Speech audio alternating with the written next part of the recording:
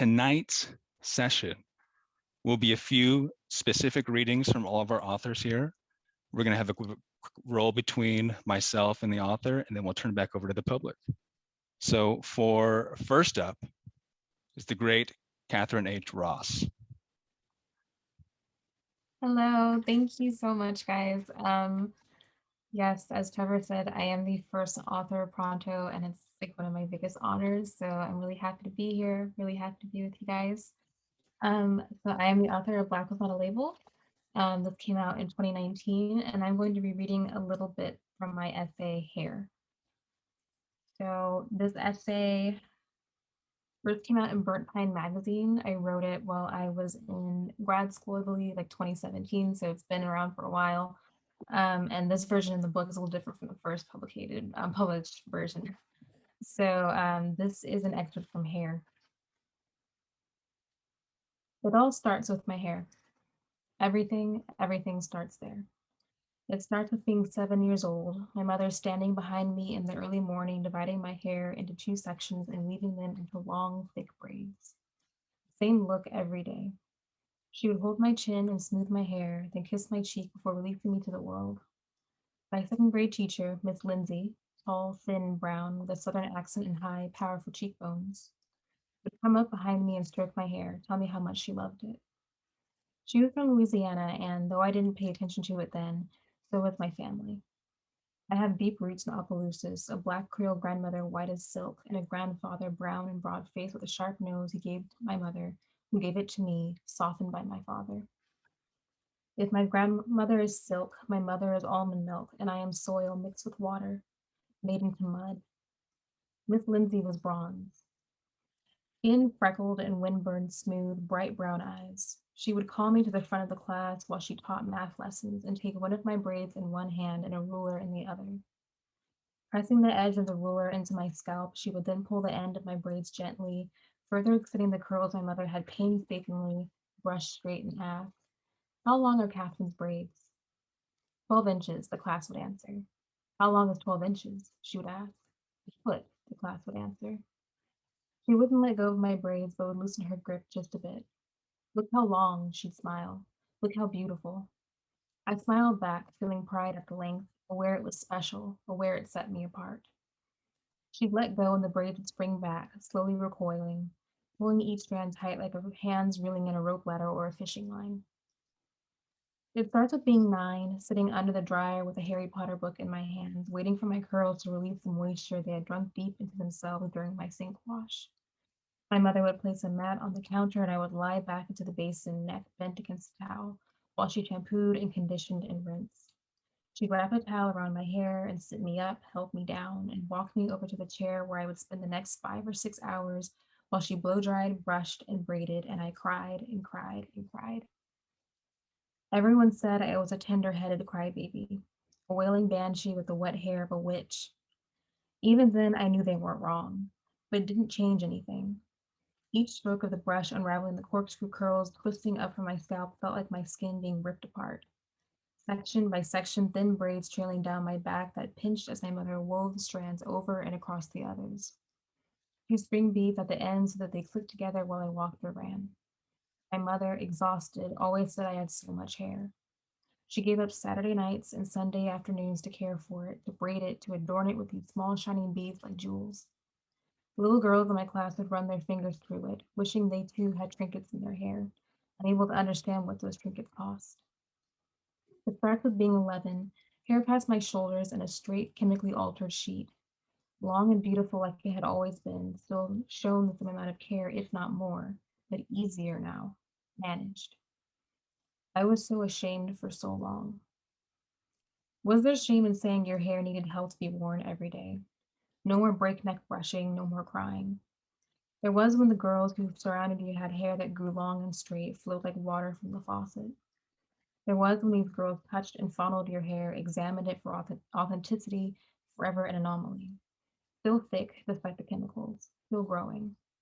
There was when you were questioned, when being Black wasn't explanation enough for the length because just Black girls didn't look like that. My mother still guided me up to the sink, neck bent against the towel, head in the basin, shampoo, condition, rinse, dry. She'd sit me in the same chair and run the flat iron from root to tip, over and over again until my entire head was sleek and shining, soft and flowing. Saturday afternoons and Sunday evenings, who was I to feel the shame in the face of such care? A small Indian boy would make eyes at me as I sat alone on the concrete in the early morning hours before school, head bent over a book so that my sheet of hair flowed around me like a shroud. I would glance at him and smile, but his eyes were always on my hair. A small mixed girl would offer backhanded compliments, corner me in homeroom to ask how I got my hair like that, how it was possible if she could touch. She would tell me I was beautiful, but like him, her eyes were always on my hair, traveling from root to tip with a ravenous scorn, a veiled disbelief. You're so pretty. It starts with being 15, having fallen into a rhythm. Wash, dry, straighten once a week, every week. I learned to wash and straighten on my own, staring into the bathroom mirror as I divided sections, ran the flat iron from root to tip. A trip to the salon every 3 months, sitting in the chair with a burning chemical paste at my roots, smoothing out the new growth. The hairdresser would comb and rake it across the curls, loosening them until my hair dropped another inch or two. When I left, my hair was plastered to my head, flattened, thinned. I began to schedule these salon trips during school break so I had days to recover so no one would notice enough to ask. It starts with being 16 and then 17 and then 18 and friends asking why my roots didn't match my curls, sitting up night after night, brushing and braiding and twisting just to feel normal in the morning. Compliments when it was straightened, long and silky. Questions when it was curled, thick and frizzy. Suspicions that it was all a big fake. Why the hell did anyone even care? It ends with a fevered summer and scissors and then invisibility. No more questions. No more touching. No more investigations. No more comments about not being black enough. Closet mulatto. Suddenly, I was too ethnic to be seen. Thank you.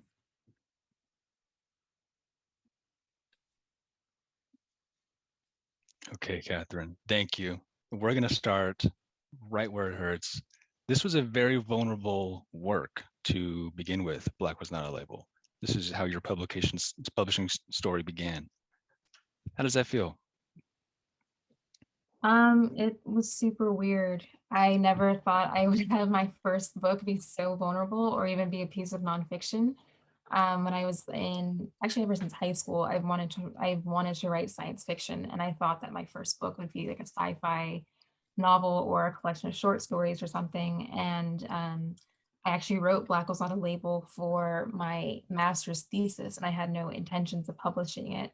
And then of course that happened, and it was a lot of kind of crying and self-doubt and fear because I was like, this is way too vulnerable to like put out for everyone to see. Sure. So it's been very weird, but it's also been really nice. I've had a lot of good response to it. That's wonderful. So it's safe to say then this is not how you expected your career as an author to begin. Not at all. No, I No. see. How do you define yourself as an author? Would you see yourself more as a fiction writer then? I don't know anymore because I've been in a few spaces where they'll call me like an essayist, and I'm like, I'm not sure that I am an essayist, but I have a book of essays. And I really kind of fell into a rhythm in writing creative nonfiction. So I guess I would describe myself as a fiction writer first and foremost. Like if someone were to go to my website and look at my published works, it's mostly short stories and flash fiction. So I would say that is probably what I am as a writer, but then my like actual first work is essays. So yeah, I don't really know how to describe myself yet. Yeah. Which I probably should, but I don't. We will find it's hey, you break limits. That's all right. That's a good thing, right? Let's let's crack some more of this open here. Tell me, so let's see here. This was back last summer. We teamed up. We had that phenomenal cross national team up with Creative Mornings, Los Angeles and Boston. Um, Yeah. so much has happened since then. It seems to me almost just like a rocket took off and there you are. And you are Yeah. often called, at least in the case with that collaboration, to speak on race.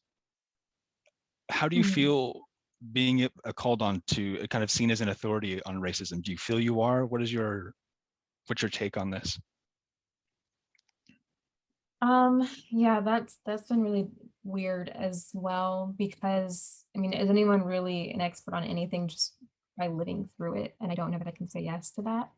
Mm, But yeah, definitely over the summer, right after George Floyd was murdered, like my Instagram, my socials, like saw a really big uptick in followers and people wanting to ask me questions and have me do readings and kind of like looking at me as an authority on racism. And I have as much authority as I've lived through racist experiences in my life. I don't know if that makes me an authority. I'm thinking of the actor Daniel.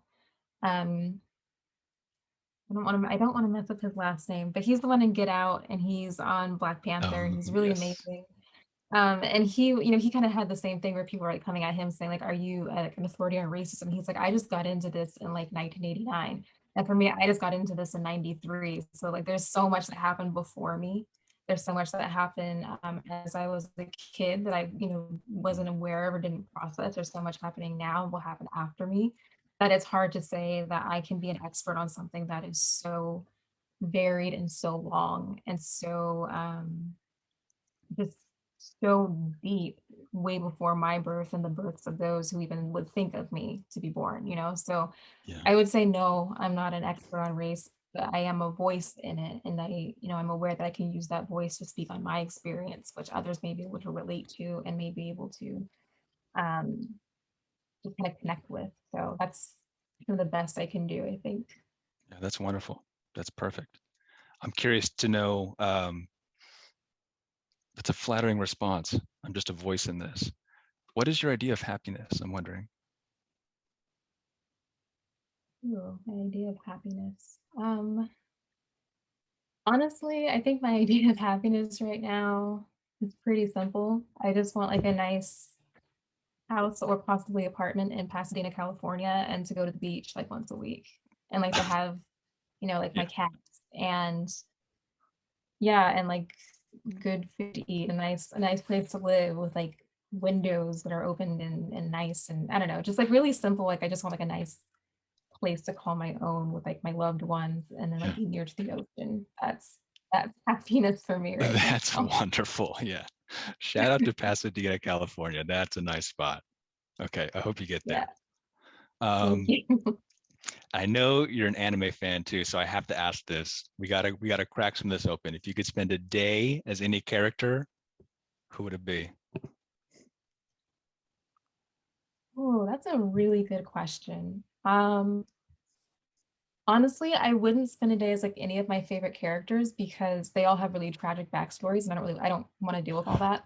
So I would say I might want to spend the day as like Ash Ketchum because he's like just like a happy-go-lucky kid, on Pokemon, and he's just like hanging out with his friends and camping, and he's got all his Pokemon with him, and he just has all these adventures. But then it's like everything back home is safe, and he can always go back home, and he's still young enough where he could get to grow up and have a life after that, and there's like no big horrible tragedy that he's lived through like most Uh, anime protagonists. So I would say Ash Ketchum.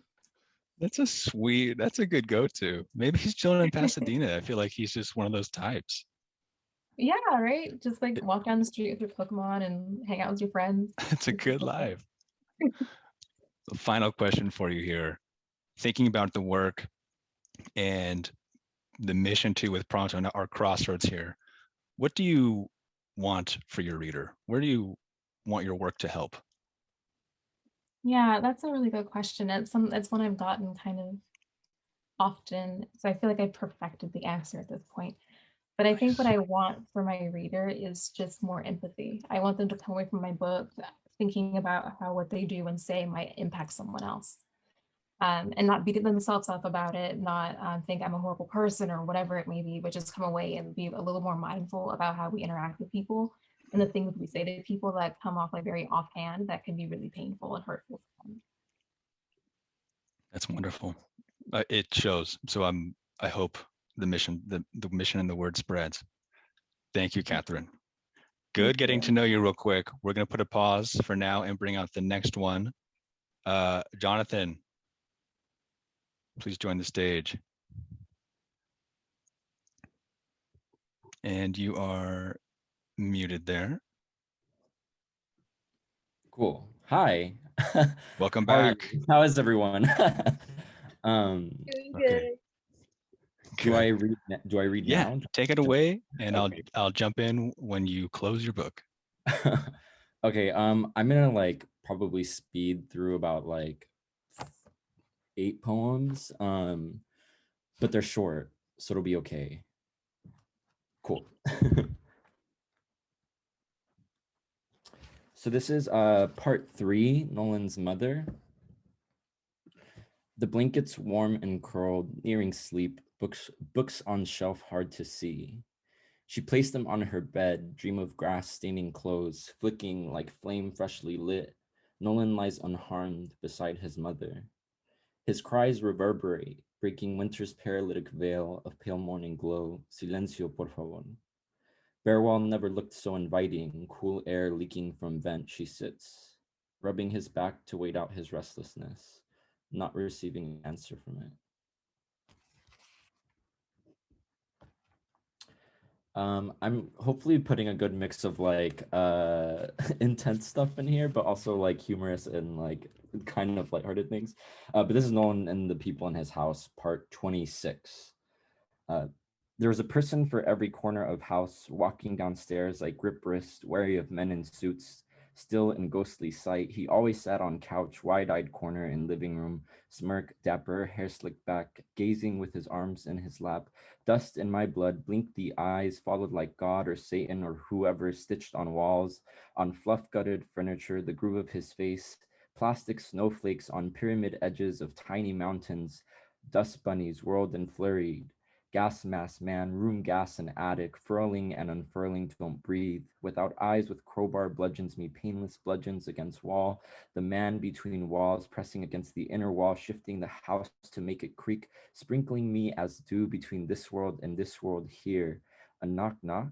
The man outside my curtains and cop car. I sat blinking the car in sight, lifting curtain till the lights off, retracing my memory and people I know. Nobody is ever missing, but their cadavers are on the table. I know nobody is ever missing here.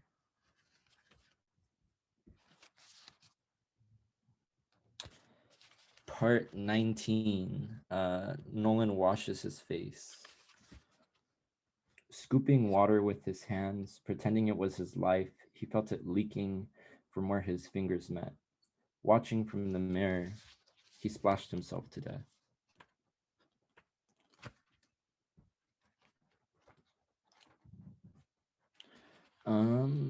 Part 21.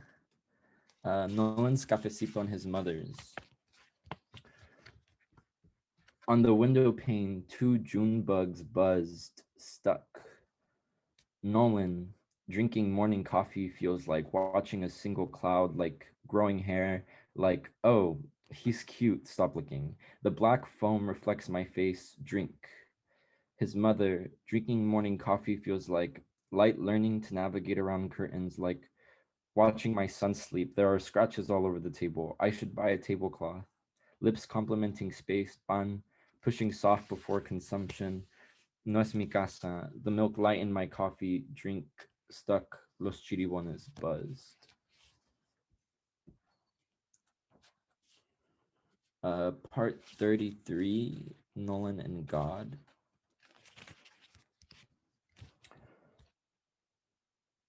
32, part 32, Nolan and God. Nolan put himself into the mouth of God, and God chewed. Limbs severed and swallowed, but his head stuck in God's teeth, saw the world in interrupted moments of rights. Part 37. Nolan's on a date with no glasses.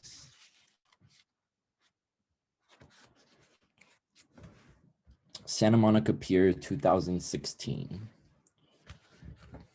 Nolan is walking across the street from Dark Sea. He's rushing, his date is waiting, but he's lost and maps are hard to follow. Tripping on sidewalk, hoping to fall in arms. He remembers his childhood and all the storms. It tastes you, ocean that tastes you white, silver water licking its grainy lips, lips pressed onto the openings of night, saliva filling and compacting sand, Upon its philtrum the white snot of the moon, swallowing the sky with a restless yawn. It is a breezy night, and the ocean froths and drools over at shore. And streetlights creep shadows like time's pruny hands moving clockwise to disrobe, wishes there was more time. Time for 100 indecisions and memories before he wakes naked in someone's dirty room and the morning fruit fly sticks in his nose. Do I love it all? And he wishes for more time to forget and walk back inside to miss the keyhole and call himself naughty, stare at walls and question, have I given my all? To use the restroom, find a tragedy. He wishes there was more time for precarious doors found with a map, which a minute will unhinge and destroy. Tripping on sidewalk, hoping to fall in arms, he remembers his childhood and all the storms. Waves steal mementos from the shore, hide them as they curl into themselves, and he wishes he could feel it all, and all his date's curly locks tying and untying, his twiddling hands, but Nolan is shortly obliterated, and the piss and dog's snout are beneath Nolan's skin in a far room, a barking, echoing his doom. Nolan thought of it all, and all before his date, thought of the world balancing on his date's fingertips, the scar above Nolan's lips. His mind is bent and his ills not removed. Hard to find a bench in the dark. So how did these begin and all? Is he worthy of a memory? Should Nolan say smiling, sorry I was late, I sit and stare at walls thinking of people in my house, I've splashed myself to death. I should have been the one-eyed coyote kicking sand under the desert's buried burning sun. And night it pries into heart and ocean speckling skins, never touching. Or it silences and the pier's light reflecting on ocean undulates and dims. Should he, sitting on bench peering at the pier, have the courage to hold a man's hand? I do love and all. He, an armadillo unrolling until a raspy claw tickled his tongue, has heard God's ear-rupturing whisper, and he has seen the shapes of his face in the mirror on the mantle above the fireplace flicker. And would it be worth it to be on time? After some talk of family and see, would it be worth it, though no one will not kiss him but smile, to note that the sky was exploding behind trees, to say something like, I am Lazarus, a veces todavía muerto. Hard to say it's worthwhile. Nolan grows cold. The man between walls told him so.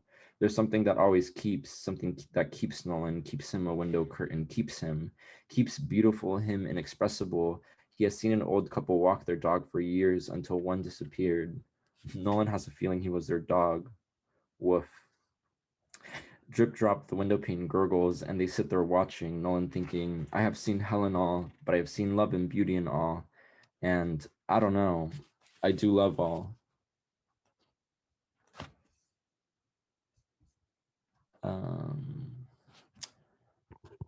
Jonathan, Are we good? I'm back. Okay, It's cool. time to talk. I have a question for you. Number one, who is Nolan? Oh my God. That is like that's like one of my favorite questions, I guess. But it's also like mostly because I don't know. Some guy you met? Are Well, you serious? exactly. But well, no, it's not somebody I met. There's But I actually, Catherine asked me this question in an interview for Pasadena Now, and I feel like Nolan is like a person. Annie Rena Pratis is here right now too, and she taught my book. And when she taught it, she taught it as like writing a person into existence. And so like I feel like Nolan is a person, and they are their own like entity.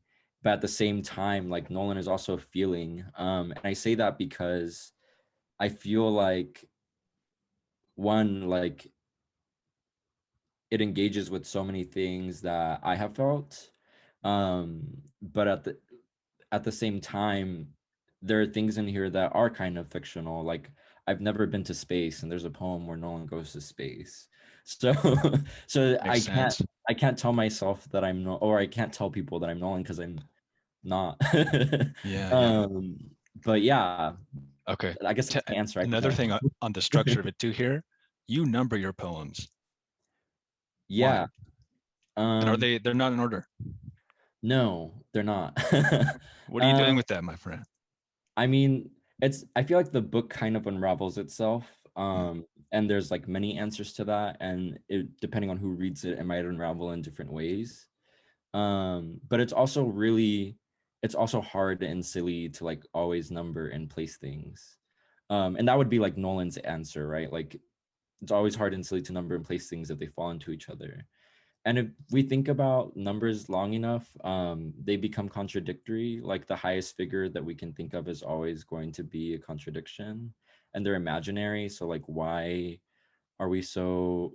It messes a lot of mathematicians up once you are like, but aren't numbers imaginary? uh, and Steve, so for that reason, I think it's nice not to put things in a box, and messing things up is fun. sure. Um, is that something you intended then? You wanted to kind of have something that doesn't really fit well in a frame? Yeah, yeah. Why is that important to you? Oh my God. um, I don't know. I think for many reasons, I think people expect things to fit in a frame so easily. Um, but they don't. Like there's always limits to our own knowledge, to the way we feel about things. And there's always room for the unknown. And I Mm, think that once you start engaging with that, it becomes um, things become a process rather than a means to an end. I And I see. think that's what my goal was for this. I wanted my book to feel like a process. Okay. And in the process of reading it too, I remember you have, I think, 2 footnotes about callbacks to music. What music were you listening to when you made this? How did that have effect on your process and the story?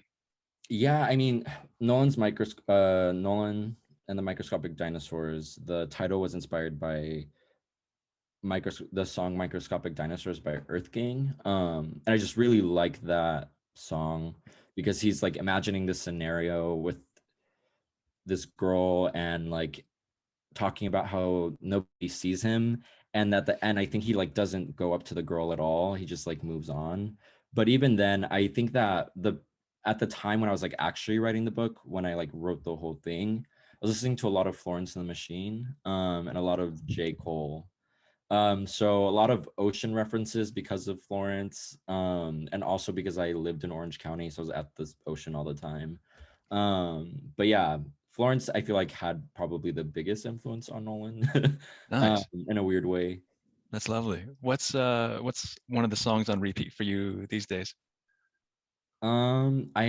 I don't really have a specific song. I made my cousins make a house playlist for me, so I've been Right. like listening to house music, and every day kind of feels like a party now. Staying Which at home with house music. I like it. so that's what I'm on right now. Cool. Okay. Okay. I have one final question for you, just the same as with Catherine here too. Thinking of the crossroads here of where our publishing and creativity come across, what do you want for your reader? What do you wish for them? This is actually something I learned from my mentor Irena, but also mentor, friend, professor. um, but um, but also something that I learned by writing this, and I feel like I learned to be more compassionate to myself Mm, by writing, and I mean that in many ways because I feel, at least for me personally, and I've said this in another interview, and I try to say different things at every interview just for the hell of it. Want to keep it in a box? Sure. But I did really write this as I was like struggling with like so many mental health issues. Mm, And I mean I still struggle, but like I have a good hold on it, like I manage it well. Um, and I think that this book taught me to be nice to myself even when I'm struggling. yeah, Um, and I feel like that's a good thing to take home. Be that is. nice to That yourself even is. when you're struggling. Yeah. Let's carry that far. For now, though, we're going to put a quick pause and we'll come back with some Q&A from the public. But first up, or next up, is going to be Adabre Abiyama. Jonathan, thank you. Hello. Adabre, welcome. Okay, the stage is yours. I will see you in a moment. Okay. Hi, everybody. All right. I'm going to read. The first one is called Couch from my book, How Far? It was beautiful catching the scenery in the first 2 hours of the drive from Lagos to Wari in the small van. The second part of the drive took much longer than I expected. I felt that my long body could not take being in the cramped space for too much longer. I needed space, air, food. We drove up to a small 3-story apartment building. I climbed out of the car with the 3 people I had taken the day's journey with: my cousin, my cousin's friend, an older woman, and the friend's son. I stood there in front of the building. More family. I have been waiting for this for a long time. Who is everyone here? I tried on a smile through my mental exhaustion. Who is this small child hugging me tightly, with such familiarity, as though the girl has missed me? We don't know each other, but the embrace makes me feel weak. I've needed this kind of embrace, the sweet, innocent gentleness of it for days, perhaps for even longer. Have I missed this girl too? Every new face surrounding me felt like adding on another hour of travel. All I wanted to do was to lie down, but it was not my time to rest just yet. The children took our bags. As we climbed the stairs, I could hear the moans and wails of my cousin, a woman mourning her mother, the mother she had come to bury. I felt a strong safety with my cousin. She was my guide throughout the trip. Each day, I followed her every direction. A kind and gentle woman whose sense of humor and care I came to appreciate in this new and foreign space. So when I heard her cries, a daughter's acknowledgement that she was not being greeted by the mother she was used to being greeted by upon her arrival home, and unwelcome, as I witnessed her pain, I felt what most feel when they are in close proximity to someone else's grief, my own. My unprocessed feelings of finally making it to Nigeria, the place that seemed so out of my grasp for so long, unable to ignore the cries seeping out from the other room. Overtired and overwhelmed, I broke open. I started to cry quietly. It all caught up with me. So as not to draw attention to myself, I did my best to face this hurricane of emotions alone, waiting as my cousin took her time to mourn. Sitting on the couch next to the son of my cousin's friend, side by side, waiting, wiping away each tear before they could drown me, before they could give me away, I knew that I wasn't in a space of open expression. Yet there he was, the young man sitting at my side, there to remind me, to tell me to stop it. It was a hard space to disengage from when someone was mourning so close by, hard to stay so hard faced. Maybe he also needed a focus, a distraction from the pain. His distraction was me. I delivered my emotions quietly into the world, just in time for him to try to silence me further. There I was, again, being told by another man to hide. It did start to feel like home after all. And the next piece is a shorter one. It's called Impending Doom. On good days, we work hard to meet each moment with vigor, excitement.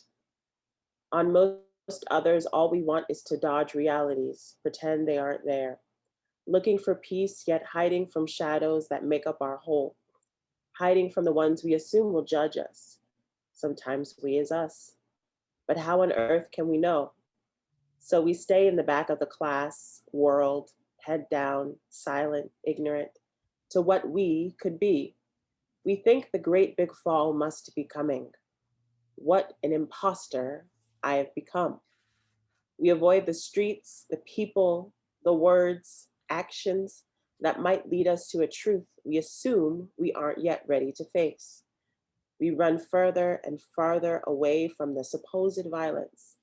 We turn our backs on the obviousness of presence, of life and death, everything in between. We become so small to save ourselves from this threat. We become comfortably unrecognizable. How far are you in your journey of suppression? If we shrink enough, then maybe the threat will not see us. Maybe it will pass us by, or maybe it will see us, see that we are already wounded, too weak, too tired for another blow.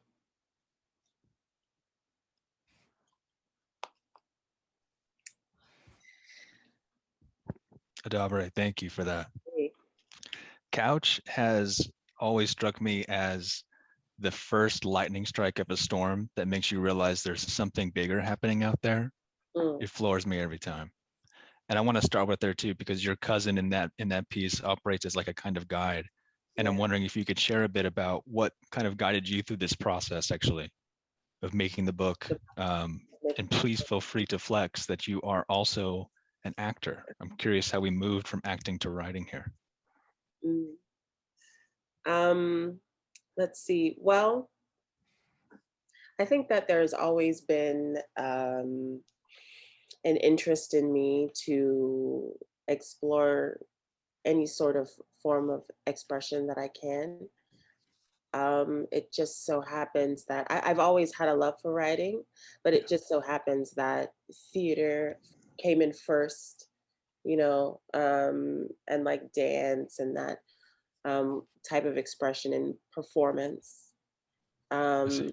And then, for several years, that was the mode of expression transportation.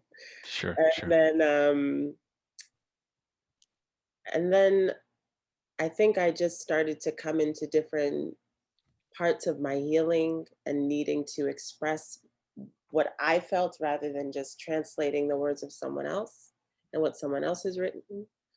Um, and so I just started writing again, not with so much desire or like felt like I'm going to write a book or I'm going to make this something, but just as I'm expressing myself and I need to reflect this therapeutic for me.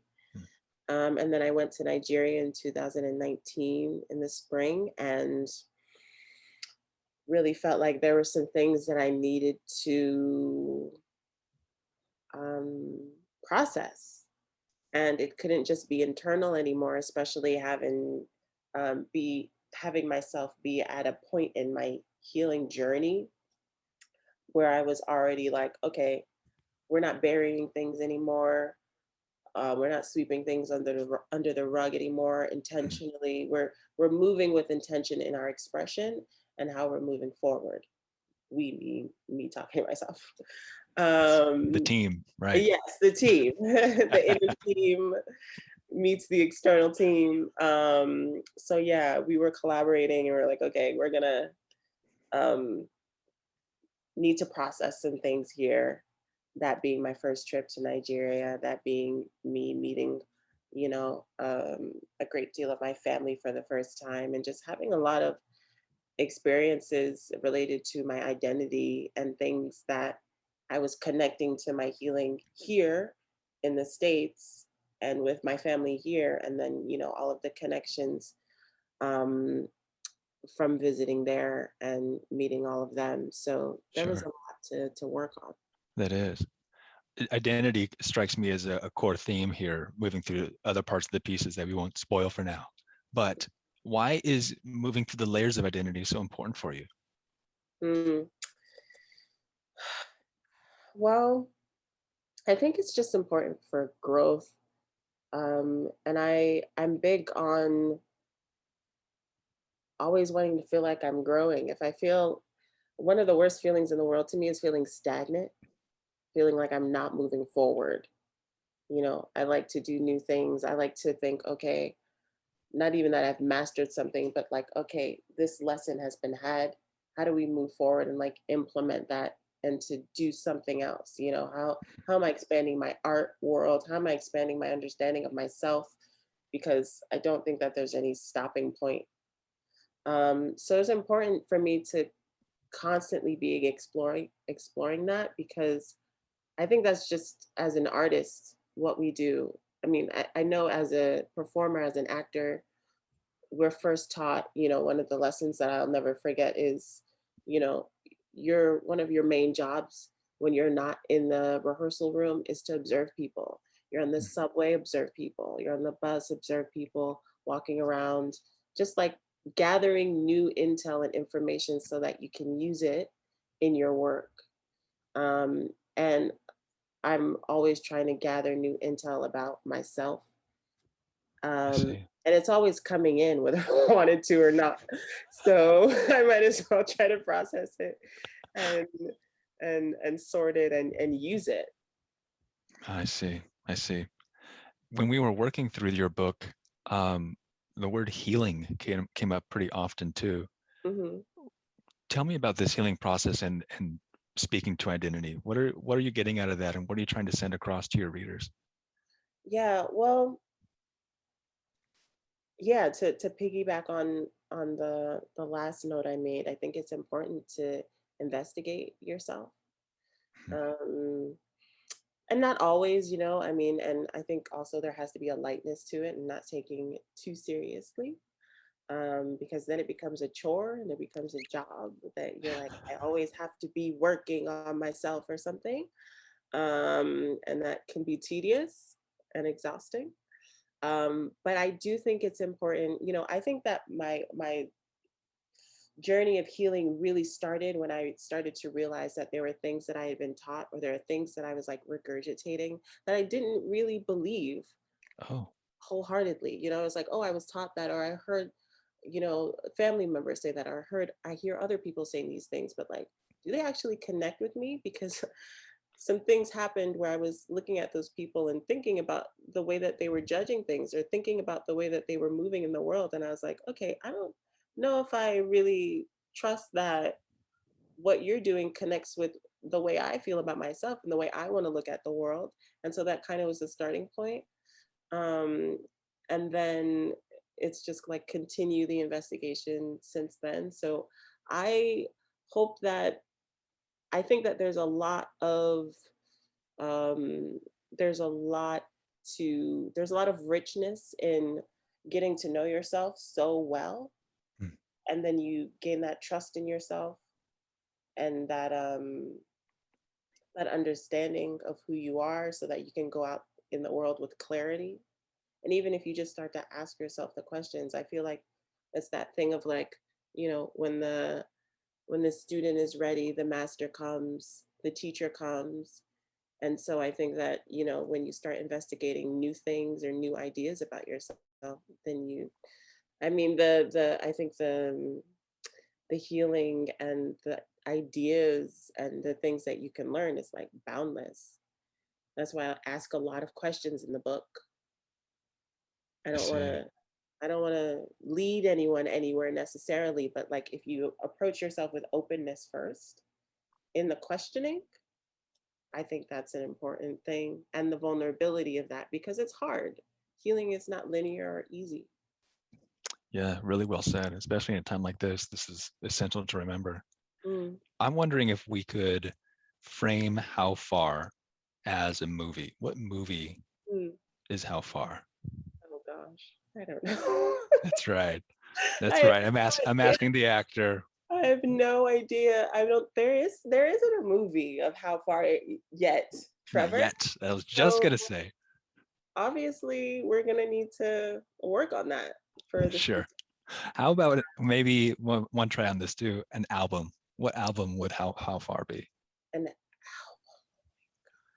A Frank Ocean album? Frank, oh, I do love Frank Ocean.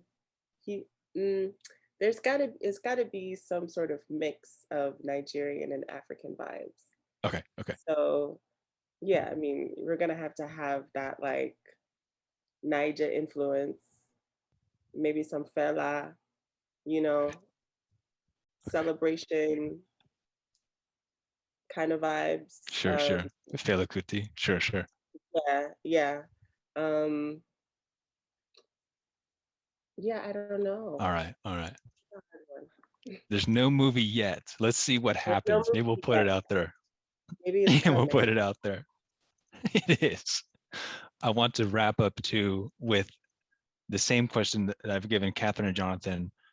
Mm, I'm sure we've mentioned it here, but to have it in direct statement, what do you wish to your reader? Well, yeah, I hope that there can always be a gentleness in the way that they approach their journey in anything. And I think that's just like self journey, like life journey, a gentleness and a vulnerability. I think that that's something that I tried to explore in the book, and also try to make apparent that it's not something that's easy for me. Um, and I think that that's just a really good place to start for Got it. anything. That's beautiful. And I check hope, in with yourself as often as you need to. yeah, spreading it out there. It will come just like the movie of How Far. That's correct. That's correct. Awesome. Okay, I'm going to bring back our full team here, and we're going to formally invite questions now from the audience. The process here would just be to simply drop whatever you have in the chat. If it's for a specific author, please indicate to who. And I think the simplest way would be for me to read it. And I'll pronounce it that way. But whatever, if you have any questions about a specific piece, anything about what inspired them, or just want to hear them say something more because they're so freaking amazing, this is your chance. It's not going to happen again. So I'd love to see what's on your mind. Basically, free reign. If there's any questions that's come across at this point, feel free to leave them in the chat there. Okay, from Bridget, does how you feel about your work change every time you do a reading? Oh, that's deep. That's hard. That's hard. Okay, round robin, 3 seconds each. No, let's see. Who wants to pick that one up first? I can start. Go. Yeah, actually, that's a great question, because when I was just reading, um, I have been doing readings of the other pieces in the book, but that was the first time that the couch one, that I was reading it out loud, and it was very emotional. Like, I don't know, you think that you've had an experience with your book, or like, I put all my emotions down and like I finished it, so like I'm good. And yeah, reliving things again and reading it feels kind of odd, I think.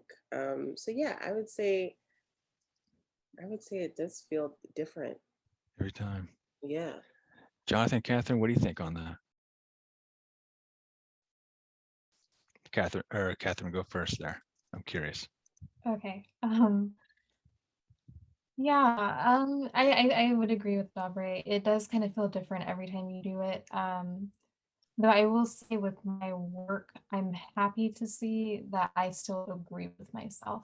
The very first essay in my book is an essay called Defiance that I wrote in 2014, and it was just a standalone thing. And when I was doing my thesis project in grad school, I went back to Defiance and read it, and I realized I disagreed with almost everything I said in there. And so the rest of my project, the rest of my book, are essays responding to how my feelings in Defiance had changed. And so between Defiance and writing my thesis, it was about 3-4 years, but it's been about that long since I've written Black was Not a Label, and I still feel that I really agree with myself. And so every time I do a reading, it just kind of like reaffirms, like, yeah, these are real things that I was dealing with and things that matter to me and things that I'm glad I'm saying now. Because every time someone reads it anew, it's like you're saying it for the first time. Wow. That's intense. Jonathan, what do you think? What are your thoughts on that? Oh my God. Yeah. um, yes. The 100%. answer is yes. Because I mean, one, like writing things, like it's permanent. Like you write it down, and your feelings can change in the future, and like memory feelings are recursive, and so things pop up again, but you start to feel differently about them, or like things pop up again and you forgot that they affected you, or And or even then, like reading this book, like sometimes I'm like, oh yeah, I did say that. And then I'm like, and I think part of it too is because I was like reading so much at the time that like so many random people like influenced this, and I was like, like there's a little bit of like Ulysses in there, or there's a little bit of Albert Camus, which like I don't even read them anymore. um, but it's funny, it's interesting like reading your work sometimes, because it's like, oh yeah, I did write that. um Sure, sure. And I guess in that case too, you're really revisiting your old heroes in a way, if it reminds you of those old books. yeah, I mean, in some way I've abandoned them and I have no heroes anymore. In another way, I was like literally just like taking their things and like remixing them. And I got you. so yeah, I don't know, it changes every time. Okay, okay. We have a question coming in here from Arena Pratis for Catherine. A quote: "I love your piece. The focus on hair makes me think about the body that is both of the body and beyond the body, the space between a point of intersection. Do you think of hair as a possible stand-in for language, unique to us, holding a history?" Okay. Yeah, I really like that. That's a really good question. I don't know if I've ever thought of hair as a stand-in for language, but now that you've made the connection, I can really see it. And thank you for saying you love my piece.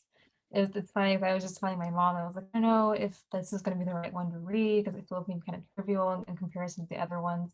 But it was like it was good because she reminded me like it's not trivial because even everything, even down to our hair, for people of color, for Black people, for Black women, is unique to us. It is a source of a lot of pain and tension and trepidation, and it does hold a lot of history. And as someone who, part of it, I had a relaxer in my hair for many years when I was a kid, just out of ease, because as I said in my piece, like I'm very tender headed and I have a lot of hair. And it was just like a big thing for my mom to have to do it every week. And then when I started doing it myself, I was like, this is really a lot of work. So when I was 19, I cut it all off. And so I've just been totally natural since then. And I am seeing like the difference in having like my natural hair as opposed to like my real hair. Like I never wore a weave or a wig or any of those things. But even if I had, it wouldn't have mattered because people always had so many questions about my hair, always like had judged me by my hair, had assumptions about me because of it. And it is something where I'm kind of like breaking the assimilation cycle and reclaiming my unique self and my unique history. Just kind of like all the things that go into my hair, that are in my body just from my family and my ancestors. And I would say, yeah, it is unique to us. It all holds a history for every one of us. And just for Black people, Black women especially, just this curly, coily hair that is been told to us as like is not as pretty, is really unmanageable. It's like when I finally embraced it, I was like, no, I love my hair. I love it so much. And I wish I had been in a space most of my life where I could have just worn it freely. And again, half of that was just kind of like ease of function. Like I had a lot of hair. It was like it was a lot to deal with. But also part of it was like I just wanted to feel normal amongst my friends. I didn't have any other Black friends. All my friends had like very long, easy, straight hair or loose curls, very pretty hair, and I never felt like I could measure up to them or really relate to them. And so my simple act of cutting my hair off, and then kind of writing that essay about it was really me telling myself like, no, you are beautiful and this is beautiful hair and this is a beautiful part of your body that you don't need to hide or contain anymore. And so yeah, it's just kind of like on these very, very different levels of how society kind of teaches people of color to hate themselves in different ways. Like, oh, I don't like my nose, I don't like my hair, I don't like my skin color. And just just something as simple as like, I'm not going to wear a relaxer anymore. I'm going to go ahead and cut it, even though people say long hair is the best hair. Like, I'm going to go ahead and wear it short and just, have that and be myself. That is such a break away from wanting to be, you know, as close to white as we can, because that's the standard of beauty in our culture and our society. And it's kind of like making a new history within this place we're in now. Mm. So yeah, thank you again for your question. Thank you for your compliments. Yeah, that's kind of where Thoughtful I'm sitting. response. Yeah. Very nice. We're going to do one each, another for Jonathan and Dabre. But to all still there, feel free to throw your questions in the chat. We're going to save them and we will respond to them over the month on Instagram. So don't feel this is your closing window. However, this next one is going directly to Jonathan. Arena writes, your reading began with home and family, and I thought about the ways the self extends into home and family, and if those spaces are ruptured by outside forces, the systemic, it has an impact on the boundaries of the self as well.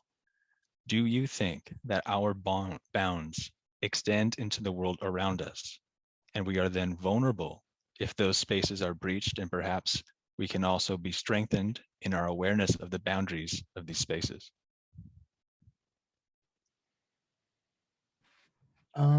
Yeah, this is a good question. Thank you. And in many ways I have like so many different answers. And I'm long-winded, so I'm going to go through all of them as fast as I can. But I think that specifically identity as a physical space is really interesting to me, because conceptually identity is like, at least to me, like both singular and plural. It's everything and nothing.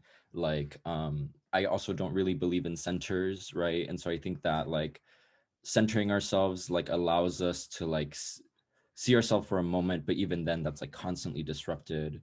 But thinking of identity as like everything we are and everything we are not, and at the same time like thinking of identity and space and place is important to me, because I think that the way we structure our space, the way that we move through it, the objects that we encounter, the people that we encounter, like all of that makes identity feel more like a setting, more like more as like a way to move through the world. And in that way, like everything is leaving a trace in you constantly, but you're still like materially there all the time. And I think that oh my god, see, this is why I was like but like it's just so interesting to me, right? Because it's like identity really is a place, and it's places, but it's also your body, and it's also like how you feel about things, but it's wild. But I think that thinking about how the systemic ruptures, I think it's important to think of how thinking about how again, this is also why I number my poems, how like systems are constantly like being contradictory, and how there's in those spaces of contradiction there's always ways to move past it. These contradiction is almost like a conflict, right? Which means that there's a space to resolve it as well. And so in that way, yes. um, yeah, I think it's important to think about places and systems and contradictions, and yeah, all of it. Philosopher has spoken. I know. I try not to. I try not to get into philosophy, but I can't. I try really hard not to. We might have to make a separate session for that. That'd be a nice riff. I'd love to see more of this. With just in the interest of time, I'm going to pass the next minute and a half to Adabare, and then we will close out. So Adabare, this one comes from Irena as well. Your first piece chronicled the sharing of emotional space, the way our emotions external to us can enter into a shared space, our sadness, our anger, our pain, so that these emotions might in fact be communal. Do you think that if we gain an awareness of how we share each other's emotions, pain, sadness, we might care for each other more? Pain not as a singular, but as a communal. Yeah, absolutely. Thank you for this question. Yeah, I think if there was more just general awareness of others in communal space, I was just talking about this earlier and thinking about if there was less of the singular, um, thought process, then perhaps the numbers wouldn't be so high for the pandemic in this country. And a lot of things that could be avoided if we're thinking more communally rather than just individually, could be avoided. So yes, absolutely, I think so. I think that an awareness outside of ourselves, and honoring the space that we share with other people, um, is definitely necessary, if we want to do any sort of growing at all, in my opinion, for sure. Yeah, that's so well said. What a great question. And I would actually like to, that's a perfect place to end, because given the nature of the festival, we're headed into an excellent keynote around the corner.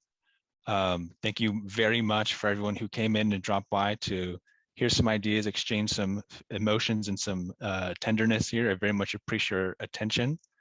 You can catch more of us soon, always around the corner. Staypronto.com is the site.